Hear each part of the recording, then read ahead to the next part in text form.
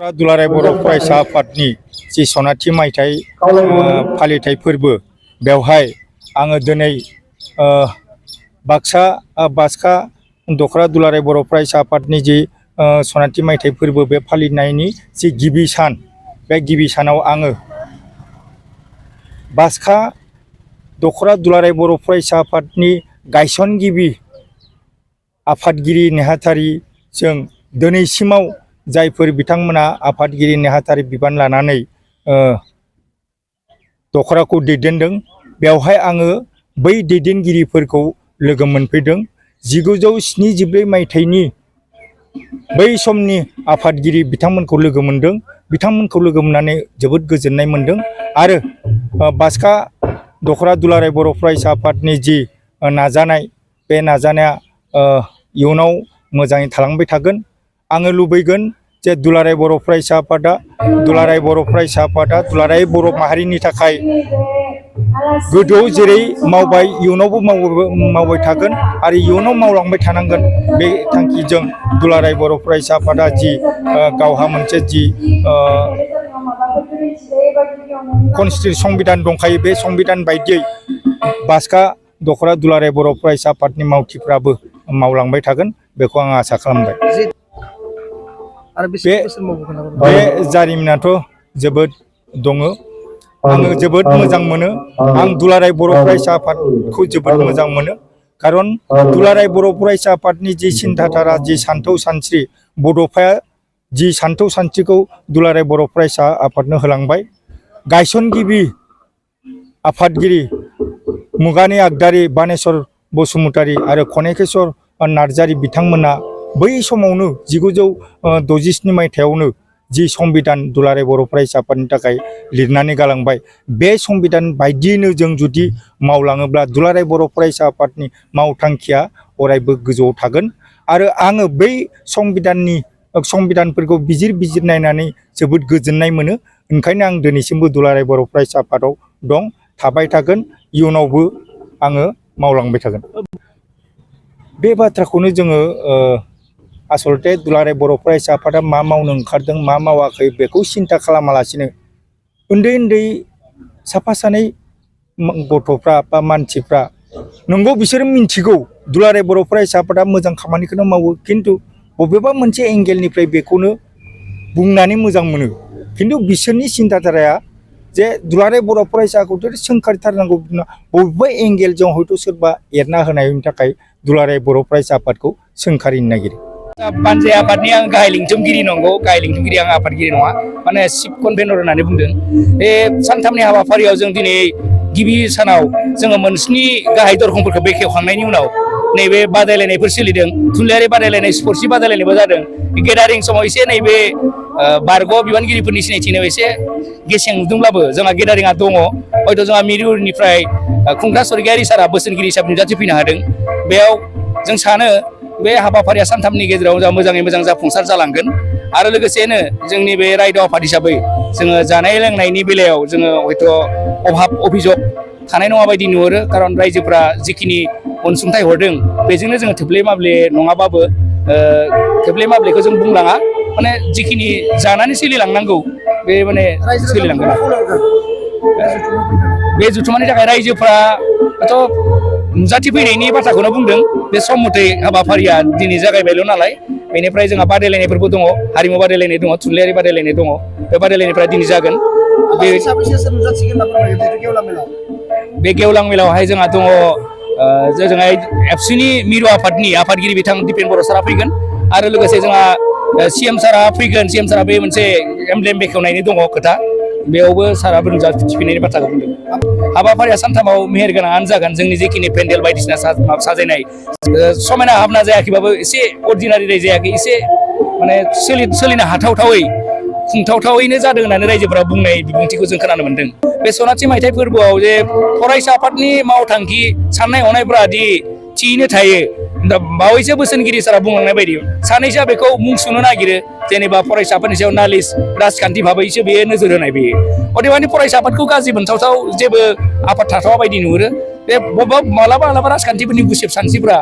साफा सानैया बुंनाय होनना सानो अदा राजखान्थियाबो गासिबो हयथ' गाज्रि मोना होननानै जों सानो आरो जों बेखौनो गले गले बुङो आंल' नङा मोनसेबो न'खर ओरैबायदि गैया जेराव सासेबो फरायसा गैया नंखायनो गासै फरायसानिनो बिबान लायाबाबो साफ्रोमबो फरायसा मोनसे न'खराव मोनसे समाव फैयो ओंखायनो फरायसा आफादखौ गाज्रि मोनथावथाव जेबो नुखाया मानोना फरायसा आफादनिनो बे बादायलायनायानो होन फरायनायनि सोलोंथाइ लानायानो होन बान्था होना थुलुंगा होबोनाय आबादा खालि गिबियाव फरायसा आफादासो बुंजायो ओंखायनो फरायसा आफादखौ सोरबा गुसेब सानस्रि साफा सानैयासो बुङो बे गावनि गोसोनि सानस्रि नाथाय बे आफाद हिसाबै अबेबा गौथुमानो गाज्रि मोनो होनना बुंजाया आरो खुलुमबाय गिबियावनो आङो दक्षिण बास्कार दख'रा दुलाराय बर' फरायसा आफादनि आफादगिरि मासिनिफ्राय बे निउस नायगिरि बिथांमोनसिम खुलुमनाय जासिहरबाय मागो दमासि फोरबोनि जे सनाथि मायथाइ फोरबो फालिनो मोननानै जोङो जोबोद गोजोननाय मोन्दों जे दख'रा आफादनि जितु 1974 मायथाइयाव गायसनजानानै दिनै फैयै फैयै 2024 मायथाइयाव 50 बोसोर आबुं जाफैबाय बै समाव जितु दख'रा आफादाव बिबान लानानै मावबोनानै दिनै जोंनि बारग' बिबानगिरिफोरखौ जोङो सावरायलायनाय हाबाफारियाव लोगो मोननानै जोबोद गोजोननाय मोन्दों आरो बे दख'रा आफादाव बिबान लानानै बे दक्षिण बास्का हालामाव बिथांमोना गोबां समाजनि बायदिसिना जेंगोनाखौ सौसिबोनानै समाजखौ फोसाबबोदों आरो नैबे समाव दक्षिण बास्का दख'रा हालामाव गोदो जेरैमोन दा बै समनिखौ नायोब्ला नैबे समसिम जोबोद सोलायनाय फैदों जौगानाय फैदों दा बेखौ नायोबा बे दुलाराय बर' फरायसा आफाद आरो दक्षिण बास्का दख'रा दुलाराय बर' फरायसा आफादनि नाजानायावनो जादों होननानै बुंनो हायो मानो होनबा बै समाव जिखिनि थासारिमोन गुलुं गुजुंमोन गावजों गाव जोङो नांलाय खमलाय जायोमोन गुबुन हारिजों नासयजायोमोन नाथाय नै बै समा दिनै बिटिआर एकर्ड जाखांनायनि उनाव गोजोन सुक्ति जानायनि उनाव जोबोद माने गोजोन आरो थासारि फैदों दा नैबे बेलायाव जोङो दिनै सानथामनि हाबाफारि लानानै जोबोर गाजा गोमजायै खुंफुंनो लादों सनाथि मायथाइ फोरबो फालिथायखौ बेयाव आङो जोंनि ओनसोलनि रायजो राजा बिथांमोनखौ खावलायो जाहाथे बे सानथामनि हाबाफारियाव मोनफ्रोमबो हाबाफारियावनो गोलै नोरै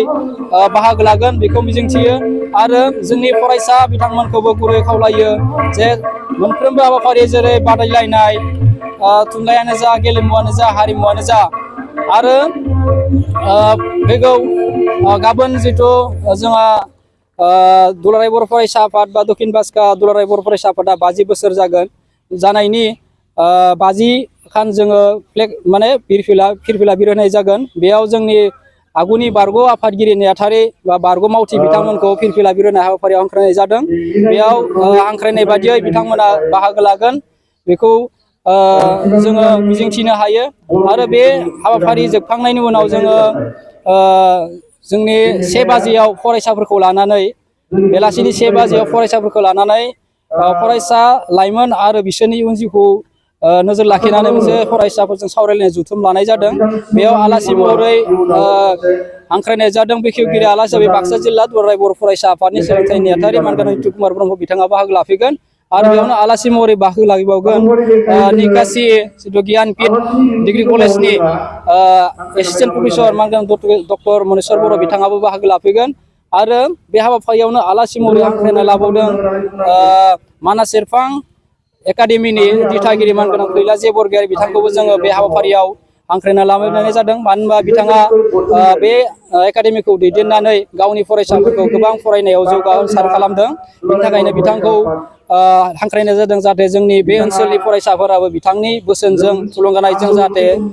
एसेब्लाबो जौगानो हायो बे नोजोरजों लाबोनाय जादों आरो बे हाबाफारियावनो सासे आलासि लिंबावनाय जादों डक्टर दिपुल बर' बिथाङा क'क्राझार सेसन कर्टआव खामानि मावगासिनो दङ बिथाङाबो सासे मोजां बोसोनगिरि थुलुंगा होगिरि बिथाङाबो बाहागो लाफैगोन आरो नेक्स्ट 18 खालार खालि गेवलां मेल जितु जोंनि गाहाय लिंथुमगिरि बिथाङा बुंखाबाय जे बेखेवगिरि आलासि हिसाबै जोंहा जोंनि बिटिआरनि चिफ मानगोनां प्रमद बर' सार बिथाङा बाहागो लाफैगोन आरो गाहाय आलासि हिसाबै दुलाराय बर' फरायसा आफादनि दिपेन बर' सार बिथाङा बाहागो लाफैगोन बिनि अनगायैबो जर'खा आलासि हिसाबै जोंनि बिटिआरनिनो बुंथिगिरि मानगोनां कातिराम बर' साराबो बाहागो लाफैगोन आरो नैबे देग्लाय 2023 मायथाइयाव साबसिन फोरोंगिरि मान बान्था मोननो हानाय मानगोनां देवबार रामसियारि सार बिथाङाबो बे हाबाफारियाव जर'खा गाहाय बुंथिगिरि हिसाबै बाहागो लाफैगोन बेनि अनगायैबो गोबां आलासि जर'खा आलासि आरो माननि आलासि हांख्रायनाय जादों बिथांमोनाबो बाहागो लाफैगोन आरो नैबे जिथु हाबाफारिफोर बेयाव आङो जोंनि दक्षिण बास्कार दख'रा हालामनि गासै रायजो राजा बिथांमोनखौ खावलायो जाहाथे नैबे हाबाफारियाव दोलै नोगोरै बाहागो लाफैगोन बेखौनो दख'रा आफादनि